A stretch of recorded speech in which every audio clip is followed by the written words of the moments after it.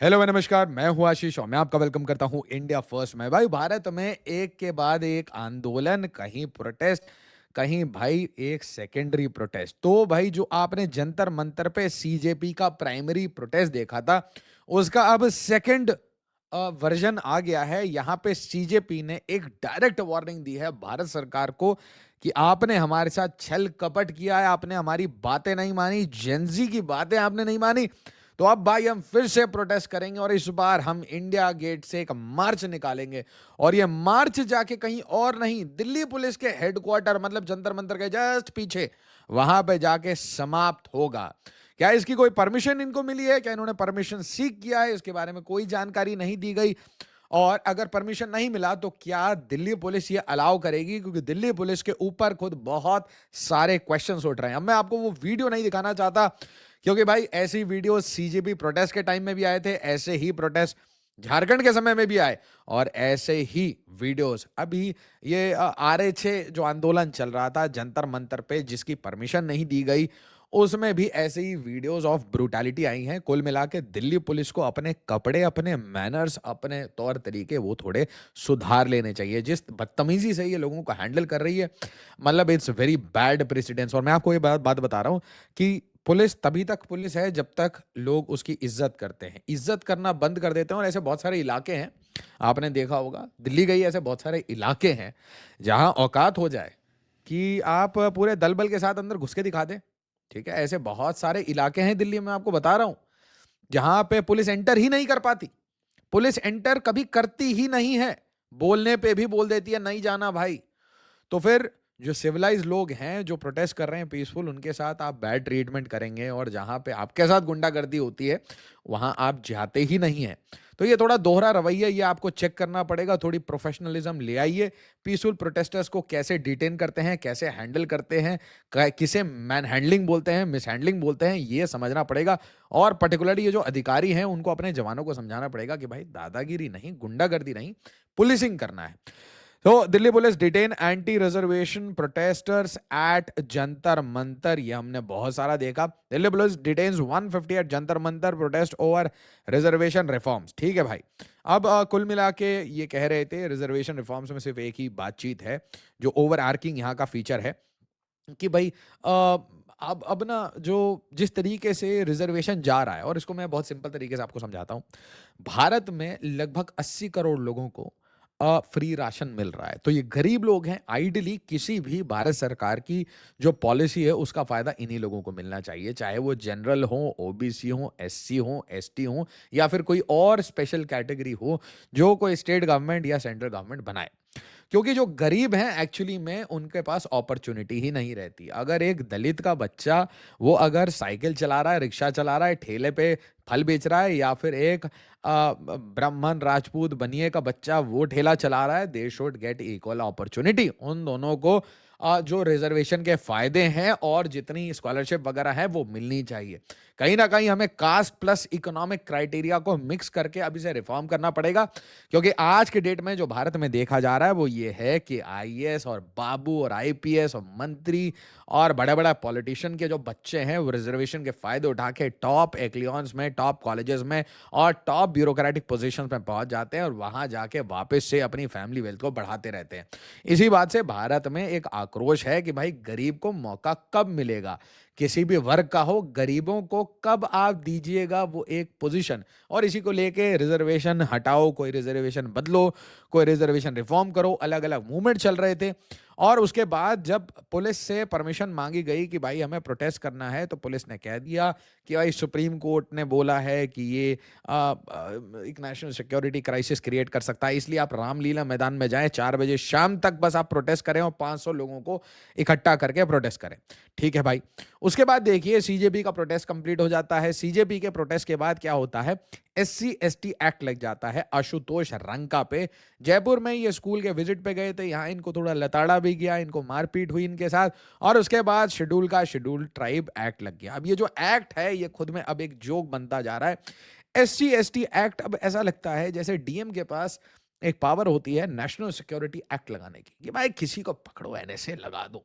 SC ST act कुछ ऐसा ही लगता है कि आशुतोष रंका जब पसंद ना आए तो एससी एसटी एक्ट लगा दो, अजीत भारती जब पसंद ना आए तो एससी एसटी एक्ट लगा दो और बंद कर दो। तो इनके ऊपर एससी एसटी एक्ट लग गया। अब भाई देखो, दीपके के ऊपर लग नहीं सकता, तो दीपके के ऊपर एक दूसरा एफआईआर लग गया कि भाई ये प्रशासनिक जो काम है उसमें परेशानी क्रिएट करे। FIR registered against Abhijeet Dipke for entering government school. तो कुल मिला के इनको एक प्रॉमिस मिली थी कि हमारे ऊपर कोई एफआईआर वेफआईआर नहीं होगा, तो इनको लगा कि पूरी जिंदगी के लिए इनको इम्यूनिटी मिल गई है कि इनके ऊपर कभी एफआईआर नहीं होगा। बट देखिए, ये गए स्कूल को डिसरप्ट करने की कोशिश की, वहां पे औचक निरीक्षण करने गए। किसी भी आईएएस ऑफिसर का जो ड्यूटी होता है वो काम अब ये प्रोटेस्टर्स को और एक्टिविस्ट को और पॉलिटिशियंस को करना पड़ रहा है। आप समझिए, इसका मतलब तंत्र फेल हो रहा है और तंत्र को ये चीजें इंप्रूव करनी पड़ेंगी। जो जो बाबू लोग हैं उनको पैसे के अलावा, बेनामी के अलावा थोड़ा आगे भी देखना चाहिए। तो दीप के रंगा के ऊपर ये वाला एफआईआर हो चुका है। उसके बाद अजीत भारती को भी लपेट लिया गया। अजीत भारती बहुत मुखर है और बातचीत कर रहे थे एससी एसटी एक्ट पे। इनको किसी ने गाली गलौज की, इनकी बहन से रिलेटेड कुछ कमेंट आया, तो इन्होंने कमेंट के रिप्लाई में चंद्रशेखर रावण को एक बहुत बुरी तरीके से इन्होंने धो डाला। जब धो डाला तो उठा के, जब ये प्रोटेस्ट देखा गया कि रिजर्वेशन हटाओ आंदोलन वो थोड़ा बड़ा हो रहा है, तो इनके ऊपर भी अब एससी एसटी एक्ट लगा दिया गया। अब देखिए, ये सब कुछ काउंटर प्रोडक्टिव है। मैं आपको बताता हूं कैसे। जब अभिजीत दीपके आया तो बॉस्टन से, तो उसके हाथ में लव लेटर की तरह आपने परमिशन लेटर दे दिया। तो क्या हुआ, आपने उसको हीरो नहीं बनने दिया। Got it? हीरो नहीं बना वो, बट इवेंचुअली आपने अब एफआईआर दोनों पे डाल दिए, तो अब ये हीरो बनने के सारे लक्षण हैं। उसी तरीके से अजीत भारती भैया को खुश हो जाना चाहिए कि यहाँ पे उनको भी हीरो बनने का प्रॉपर मौका मिलेगा। बस एक ही मेरी रिक्वेस्ट है कि भाई ये हर्ष दुबे और अलग जितने भी लोग हैं, जो भी जिस जिस समाज से भी आ रहे हैं, जिस इशू पे भी बात कर रहे हैं, इनके साथ ज्यादा तू तू मैं ना करके एक यूनाइटेड फ्रंट रखिए और जितनी लड़ाई है आपस में कमरे में बैठ के सारी जो प्रॉब्लम्स हैं उसको सॉर्ट आउट कर लीजिए। तो तीनों के ऊपर एफआईआर लग चुका है। बट जो बड़ा क्वेश्चन है, जो सीरियस क्वेश्चन है, वो आप ध्यान से देखिए कि कुछ लोगों ने सौरभ दास को एक्सपोज करने की भी कोशिश की। जैसे कि फैम्पलेट मैं देख रहा था, फैम्पलेट या पैम्पलेट क्या है वो, एक कुछ कुछ मैं देख रहा था भाई, बहुत सारी डॉट्स कनेक्ट करने की कोशिश है। मैंने देखा, frankly it's interesting story, that's all I can say. But ये सीजेपी स्पोक्स पर्सन ने सबको रगड़ दिया। ये हाईकोर्ट जाते हैं और प्रिवेसी के वायलेशन में अभिजीत अय्यर मित्रा को भी रगड़ लेते हैं। ठीक है, सो मच सो कि उनका ट्विटर हैंडल तक आज अभी तक भाई मिस हैंडल्ड है, गायब है। इसके बाद देखो, सौरभ दास एक ट्वीट करता है, लिखता है द कॉकरोच जनता पार्टी। अब यहाँ पे जो आपको कंटेंट है वो ध्यान से समझना पड़ेगा। Cockroach Janata party calls for a peaceful protest march at India gate New Delhi on September 5। अब मैं देखना चाहता हूं दिल्ली पुलिस कैसे एक्ट करती है, क्योंकि ये दिल्ली पुलिस को अपनी इम्पार्शियलिटी प्रूव करने का एक बहुत अच्छा मौका मिला है। क्योंकि दिल्ली पुलिस ने दो ही प्रोटेस्ट हैंडल किए हैं, एक आरएच है और एक सीजेपी, और तीसरा तो झारखंड में था, तो उसका ठीकरा आप दिल्ली पुलिस पे नहीं फोड़ सकते। वहां पे तो एफआईआर खुलेआम हुई है, स्टेट है ना भाई। बट ये तो सेंटर है, यहाँ पे थोड़ी इज्जत से, एटलीस्ट एक्सपेक्टेशन ये होती है कि सेंटर में इज्जत से ट्रीट किया जाए, थोड़ी ह्यूमेन पुलिसिंग हो। दुनिया भर की मीडिया देख रही होती है, दुनिया भर के बच्चे, पूरे देश के बच्चे देख रहे हैं। तो कोई भी साइड हो, कोई भी बात पे अगर आप चर्चा करना चाहते हैं, तो लाठी डंडा भांचना, धक्का मारना, घसीट के ले जाना, ये सब बिहेवियर को अवॉइड करना चाहिए। ये बैड पब्लिसिटी लेके आता है। आप कितनी भी पब्लिसिटी पूरे साल करते रहें, आप जब ऐसे बिहेव करते हैं तो ये लगता है कि आप महा जानवर हैं, और जानवर नुमा जो बिहेवियर है वो एक सिविलाइज सोसाइटी में शोभा नहीं देता। तो पर मैं ये देखना चाहता हूं कि क्या ऐसे जानवर नुमा बिहेवियर ये जो कॉकरोच जनता पार्टी है इनके साथ भी होता है, या फिर से इनको एक स्पेशल ट्रीटमेंट, क्योंकि ये दिल्ली पुलिस के पास बहुत बड़ी अपॉर्चुनिटी, गोल्डन अपॉर्चुनिटी है अब। तो the National Working Committee expressed serious doubts over whether the government of India intends to honor its commitment made to young generation on July 25th. Therefore, a peaceful protest march is called for, which will start at the India Gate all the way till Delhi Police Headquarters. Direct challenge है भाई। Central government को बोला जा रहा है कि आपने हमको जो बोला, ठीक है, उसके बाद बोला है Delhi police headquarter. Commissioner of police, पढ़िए से। The protest will be led by the families of NEET students who died by suicide and victim of July 20 police brutality. Police brutality पे ये लोग कितना ओपनली बात कर रहे हैं. आरएचए वाले पुलिस ब्रुटैलिटी पे क्यों नहीं बात कर पा रहे? वो संगठित क्यों नहीं है? We will not accept the Vishwasghat with Gen Z, the young protesters and the families of those who died. September 5, India Gate, the young will gather again. Cockroach जिंदाबाद, कॉकरोच इज बैक. ठीक है, any which वे. उसके बाद और भी ये बहुत लंबी लंबी कहानी लिखते हैं. बट ये एक मुझे ऐसा लगता है कि you know we have been force to return. सब लिखा. Solemn promise that joint press conference generation trusted the promise. We withdrew a nationwide movement in good faith. जो भी है, इनको लगता है इनके साथ विश्वासघात हुआ है. आरएचए को लगता है उनके साथ विश्वासघात हुआ है. But the bottom line is that 3 लोगों के ऊपर अभी आपको एफआईआर दिख रहा है और ये तीनों लोग एक प्रोमिनेंट फेस थे इन दोनों प्रोटेस्ट में. पुलिस ब्रुटैलिटी की बात जिस मुखरता से राहुल गांधी ने उठाई है, जिस मुखरता से सीजेपी ने उठाई है, पुलिस ब्रुटैलिटी किसी भी प्रोटेस्टर के ऊपर, किसी भी प्रोटेस्ट, किसी भी इशू पे हो, उसको कंडेम करना चाहिए. बट मैंने देखा एक बड़ी अनफॉर्चुनेट कहानी दिखी मुझे. ये आशुतोष रंग का वो गाली दे रहा था अजीत भारती को, तो अजीत भारती ने भी धो दिया. मतलब I don't understand. Neither he is prime minister, neither he is prime minister, neither he is prime minister, neither he is chief minister, neither he is chief minister, neither he is chief minister. All are young, all have a different story to tell. Then why the hell you fighting? हैं? Why can't you be respectful to each other? कि भाई तुम्हारा जो domain है वो एक अलग domain है, मेरा डोमेन अलग है. और अजीत भारती पे जो एक्ट लगा है उसमें क्या है ना कि आपने ना किसी समाज की बेइज्जती की है. एक वीडियो आपको दिखाना चाहता हूं. अगर भारत में किसी भी समाज की बेइज्जती अलाउड है तो फिर सबकी बेइज्जती अलाउड होनी चाहिए. और अगर किसी की अलाउड नहीं है तो किसी भी समाज की बेइज्जती पे SC/ST एक्ट या कोई ऐसा एक्ट लग जाना चाहिए, ड्रैकोनियन सा. व्यक्ति को आरक्षण मिलना चाहिए जब तक कि मेरे बेटे को कोई ब्राह्मण अपनी बेटी दान नहीं कर सकते या उससे उसका संबंध नहीं बना. केवल आर्थिक आधार की अगर बात है तो या संबंध ना बना ले. भाई मतलब कितने साइंटिफिक लोग हैं. संबंध बना ले हैं. आप बैठ के मंच से कुछ बोलेंगे और संबंध बन जाएगा. Right? You think young people are so dumb. Verma को ये कर देंगे, वो कर देंगे. कितने संतोष वर्मा को क्या करोगे? कल हर घर से संतोष वर्मा निकलेगा, दामोदर मंडल निकलेगा, रविंद्र भाटी. तुम कितने अफजल मारोगे हर घर से. ये स्टेटमेंट हमारे लिए नहीं दिया गया था. ये स्टेटमेंट 2 कॉन्स्टिट्यूएंसी को खुश करने के लिए दिया गया था. देखूंगा कितने लोगों को आप क्या करोगे. नीले कबूतर नहीं, बाबा साहब अंबेडकर के नीले बाज है. मेरी बात को याद रखना.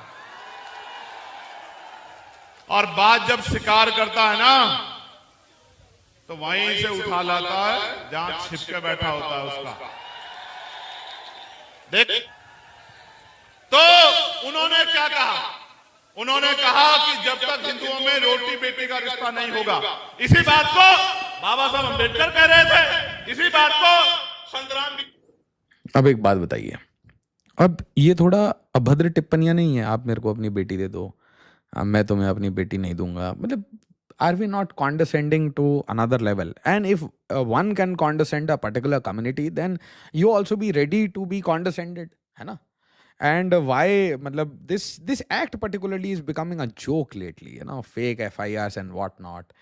There are so many laws in India, but this is probably the most, worrisome act that is there in India. Misuse के terms में क्यों ये चीज़ें, मतलब भारत के समाज को क्यों ऐसे कुंठित सा, ऐसा दबा हुआ सा, ऐसा डिवाइडेड सा क्यों? मतलब ये रिवर्स डिस्क्रिमिनेशन क्यों क्रिएट करना है? मतलब why to create this कि okay, you can criticize, I cannot criticize. मतलब ये थोड़ा अजीब है. If you remember, if you can take an analogy, तो मणिपुर में जो मैतीज हैं वो जाके कुकी के एरिया में ज़मीन नहीं खरीद सकते, बट जो कुकीज़ हैं वो मैती की ज़मीन में जगह पे आके ज़मीन खरीद सकते हैं. And look what Manipur has become. So ये ऐसी डम हरकतें, colonial baggage, young people should find a common, इसलिए मैं कह रहा हूँ कि आपस में एक दूसरे को गाली देने से कुछ नहीं होगा। यंग लोग हो, find a solution, move ahead, present it before the government and get it sorted out with, है ना। आपस में ही गाली गलौज कर रहे हैं। अब रंग का तुम इतने तो लेफ्टी नहीं हो सकते ना कि तुमको राइट की बात समझ ही नहीं आती, और अजीत भारती भी इतने राइट नहीं हो सकते कि रंका की बात समझ नहीं आती। They can come to some kind of common ground of mutual respect. उसी तरीके से अगर ये मेंबर ऑफ पार्लियामेंट हैं और ये कह रहे हैं कि भाई जो वर्मा जी ने बात कही वो सही थी, तो फिर आपको अजीत भारती की बात भी चुभनी नहीं चाहिए। और उसी तरीके से दिल्ली पुलिस अगर भांज भांज के लाठी मार रही थी सीजेपी के प्रोटेस्टर्स को, और फिर भांज भांज के लाठी मार रही थी आरएचए के प्रोटेस्टर्स को, तो भाई एक साइड में आपने लेटर एकदम लव लेटर की तरह दिया और दूसरे साइड से आपने जो परमिशन है वो डिनाई क्यों किया? तो ये हिपोक्रेसीज को छोड़ के पीसफुली लोग हर चीज़ को रिजॉल्व कर सकते हैं। There is always a solution and the solution is always on the table, not on chaos। ठीक है, मैं आपको बार बार कह रहा हूँ ना कि this chaos is for certain reason, and the reason nobody is discussing, the reason is economic distress. The economic distress has touched max limits. जो आज मिडिल क्लास है उसको खत्म किया जा रहा है systematically, it is been cut, it is been plundered. और जो गरीब हैं वो परपेचुटी में गरीब ही रहें, वोट बैंक ही रहें, ऐसी पूरी प्लानिंग है। 80 करोड़ से आप देखिएगा अगले 10 साल में ये नंबर 120 करोड़ 140 करोड़ तक चले जाएगा कि सारे लोग फ्री राशन खा रहे हैं। And that is not the way forward. The way forward is to alleviate people, get them on their feet and get them rolling. So we need to have serious discussions on our policies in India, and let's see what kind of reception Delhi police gives to Ranka, Deepke and Das. Video को like, share, subscribe जो करिए। As always, जय हिंद, जय भारत। एक और चीज, if you ask my opinion, so I'll tell you one very important opinion, and that will affect my bias also. I do not see them, the three of them, as genuine people. I see them as part of the let's say Aam Aadmi Party ecosystem, the way Ajit Bhaiya is part of the BJP ecosystem. So I do not see them as independent individuals. I do not see कि ये यहाँ पे इसलिए आए थे कि student के लिए, ये इसलिए आए थे क्योंकि जो इलेक्शंस है, जो इनकी पार्टी है वो बिल्कुल खो जाएगी, ख़त्म हो जाएगी, और ख़त्म हो जाएगी तो फ्रैंकली इनका जो पॉलिटिकल फ्यूचर है वो ख़त्म होने के कगार पे होगा। तो they are fighting, and good that they are participating in the political process, good, but they should not use the word student and youth. They should tell कि we are the student wing of Aam Aadmi Party, and that's fine, it's okay, right. Video को like share subscribe जरूर करिए। As always, जय हिंद, जय भारत।